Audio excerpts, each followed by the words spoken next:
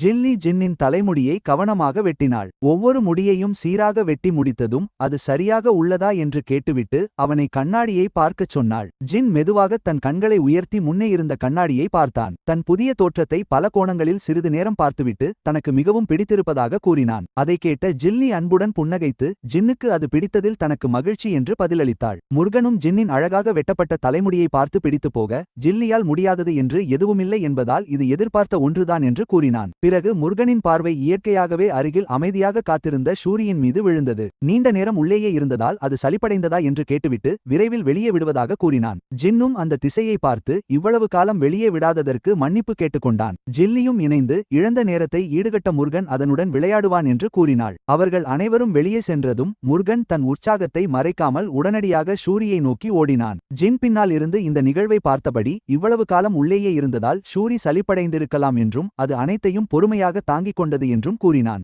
ஜின் ஒரு மோசமான உரிமையாளர் என்று முருகன் கிண்டலாக கூறினான். அந்த நீண்ட நேரத்தில் தனியாக காத்திருந்த ஷூரி தனக்கு துணையாக பல பனிப்பூனைகளை செய்து வைத்திருந்தது. முருகன் அருகில் சென்று முற்றம் முழுவதும் சிதறி கிடந்த அந்த சிறிய பனிச்சிலைகளை பார்த்து இதை ஷூரிதான் செய்ததா என்று கேட்டு அவை மிகவும் அழகாக இருப்பதாக கூறினான். ஷூரியை பாராட்டியபடியே அவன் உடனடியாக அதை அன்புடன் வருடி தடவ தொடங்கினான். அதன் தலையை மென்மையாக வருடியபடி அதற்காக தான் ஏதோ ஒன்றை தயார் செய்திருப்பதாகவும் அதை பார்த்தால் அது மிகவும் மகிழ்ச்சியடையும் என்றும் கூறினான். அந்த நேரத்தில் ஒரு உணவு வண்டி மெதுவாக தரையில் உருண்டு வர அது உடனடியாக ஷூரியின் கவனத்தை ஈர்த்தது. வண்டியை தள்ளிக்கொண்டு வந்த பணியாளர் பெட்ரோ முருகன் கேட்ட பூனை தீவனங்களை கொண்டு வந்திருப்பதாக கூறினான். அதே நேரத்தில் முருகனுக்கு உண்மையிலேயே அத்தனை தீவனங்கள் தேவையா என்றும் அவன் கேட்டான். அதன்பின் பெட்ரோ ஒரு பெரிய தீவனத்தை கவனமாக முன்னால் கொண்டு வந்து கேட்டபடி பிரத்யேகமாக ஆர்டர் செய்யப்பட்ட அந்த பெரிய தீவனத்தையும் கொண்டு வந்ததாக கூறினான். பின்பு இறுதியாக அவனது பார்வை ஷூரியின் மீது விழுந்தது. அந்த பிரம்மாண்டமான பூனை உண்டாக்கிய மிகப்பெரிய நிழல் அவன் உணர்வதற்கு முன்பே அவன் மீது முழுமையாக விழுந்தது. முருகன் ஏற்கனவே ஷூரியின் முதுகில் அமர்ந்திருந்தான்.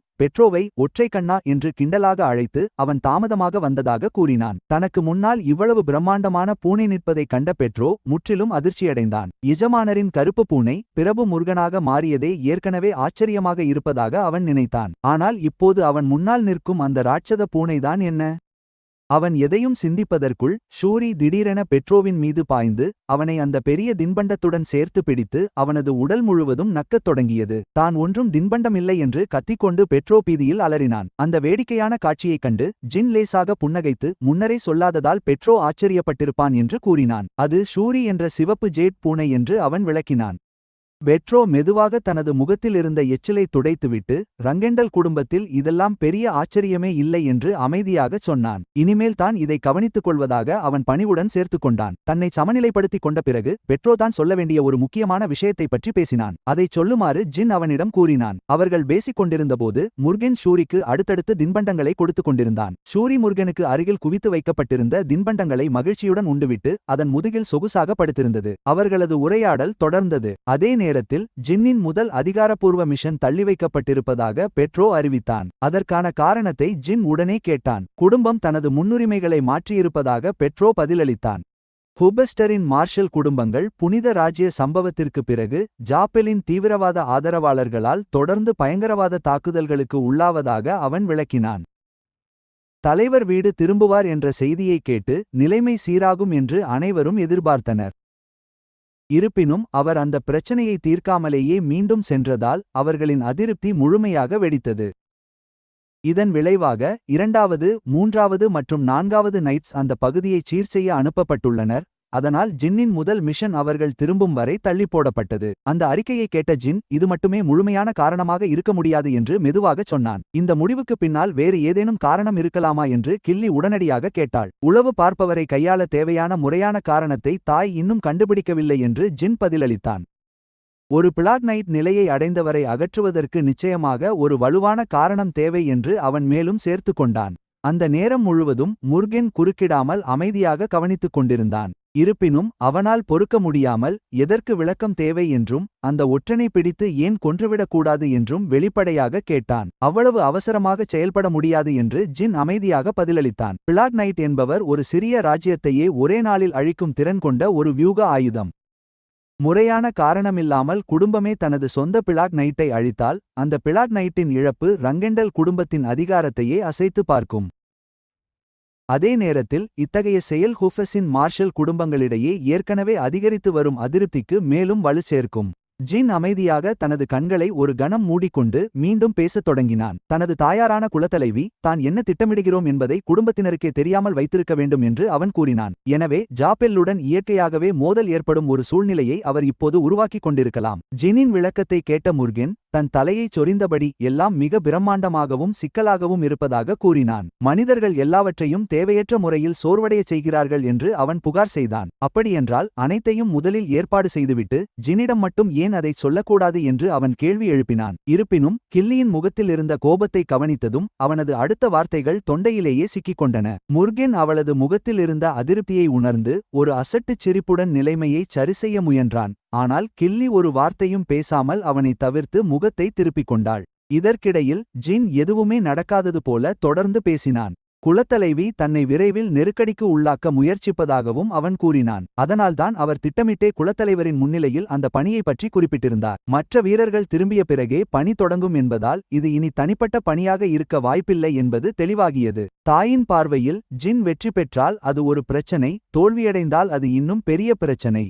எனவே அவர் கிடைக்கக்கூடிய மிக பாதுகாப்பான வழியையே தேர்ந்தெடுப்பார். தன் தாயாரின் நோக்கம் என்ன என்பதை ஜின் ஏற்கனவே தெளிவாக புரிந்து கொண்டான். ஜின் அந்த பணியில் தோல்வியடைய வேண்டும், அதே சமயம் அவனுடன் வரும் 2வது, 3வது அல்லது 4வது வீரர்களில் ஒருவர் அதை முடிக்க வேண்டும் என்று அவர் விரும்பினார். அந்த முடிவு ஜின்னின் நிலையை பலவீனப்படுத்தும், அதே சமயம் எதிர்காலத்தில் குலத்தலைவர் பதவிக்கு போட்டியிடக்கூடிய மற்றொரு வீரரின் எழுச்சியையும் தடுக்கும். கில்லி ஆச்சரியத்துடன் ஜினை அமைதியாக பார்த்தாள்.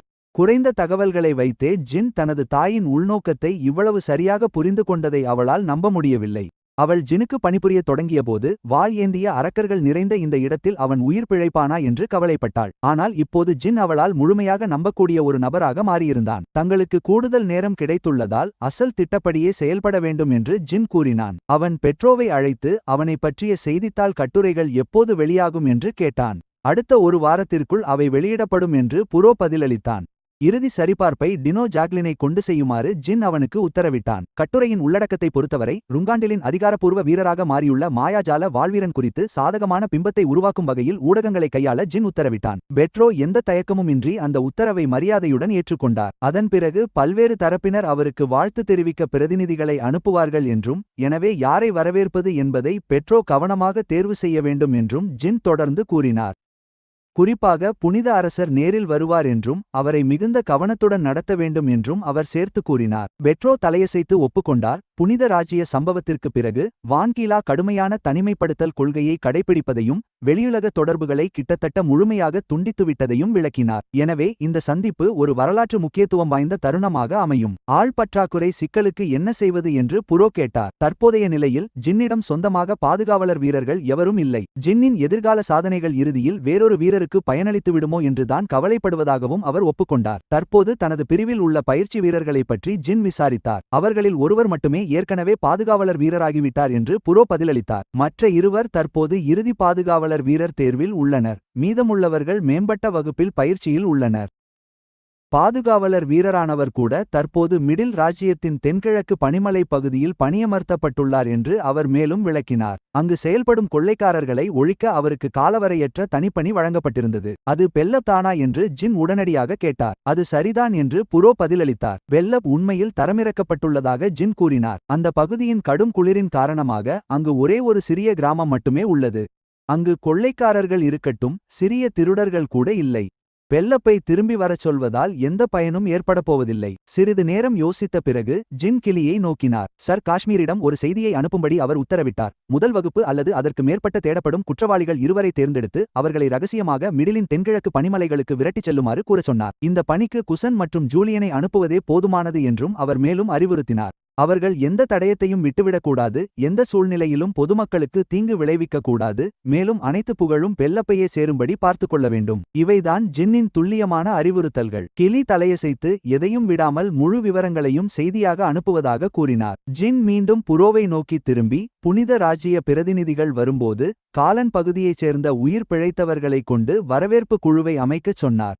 பெட்ரோ அதைச் சிறந்த யோசனை என்று கூறி உடனடியாக ஒப்புக்கொண்டார். அருகில் முருகன் மகிழ்ச்சியுடன் சூரியுடன் விளையாடிக் கொண்டே அதற்கு கூடுதல் தின்பண்டங்களை கொடுத்தார். ஜின் அமைதியாக ஒவ்வொன்றாக உத்தரவிடுவதை பார்த்த முருகன் சிரித்துக்கொண்டே, வீரரான பிறகு ஜின் தனது அறிவை நன்றாக பயன்படுத்துகிறார் என்றார். இது வெறும் ஆரம்பம் மட்டுமே என்று ஜின் சாதாரணமாக பதிலளித்தார். வெள்ளப்பில் தொடங்கி அவர் ரன்கெண்டில் குடும்பத்திற்குள் படிப்படியாக தனது சொந்த பிரிவை உருவாக்கத் தொடங்கினார். இதை கேட்ட கில்லி அவர்கள் அவனது வாளையும் மீட்டிருக்க வேண்டாமா என்று கேட்டாள். இப்போது ஜின் அவளிடம் அதை பற்றி கவலைப்பட வேண்டாம் என்று அமைதியாகச் சொன்னான். திடீரென்று அந்த நேரத்தில் யாரோ ஒருவர் ஜினை நோக்கி அதிவேகமாக ஓடி வந்தார். வழியில் இருந்த அனைத்தையும் சிறிதும் குறையாமல் உடைத்துக் கொண்டு வந்தார். நெருங்கி வரும் உருவத்தை பார்த்த ஜின் அவள் சரியான நேரத்தில் வந்திருப்பதாக அமைதியாகச் சொன்னான். அது மேரி. மேரி தான் அவனுக்கு தேவையானதை கொண்டு வந்திருப்பதாகவும் இந்த முறை அவனால் அதை மறுக்க முடியாது என்றும் உடனடியாக கூறினாள்.